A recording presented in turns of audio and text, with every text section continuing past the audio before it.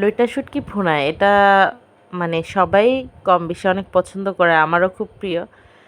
তো আজকে এটা রান্না করে ফেললাম। প্রথমে এটাকে টেনে নিছি, তারপরে এটা ভালোভাবে গরম পানি দিয়ে ধুয়ে নিলাম। এখন কিছু পেঁয়াজ কুচি আর কিছু দেশি রসুনের কোয়া আস্ত আস্ত আর কিছু কাঁচামরিচ মাঝখান দিয়ে ফালি করে তেলের মধ্যে দিয়ে দিছি। পেঁয়াজ আর রসুনটা একটু বেশি নিতে হবে, তাহলে শুটকিটা মানে শুটকির ভুনাটা খেতে অনেক বেশি মজা হয়। এরপরে দিয়ে দিচ্ছি শুটকিগুলা, লইট্টা শুটকি। এখন এটাকে ভেজে নিচ্ছি ভালোভাবে। তারপরে এর মধ্যে দিয়ে দেব স্বাদ মতো লবণ।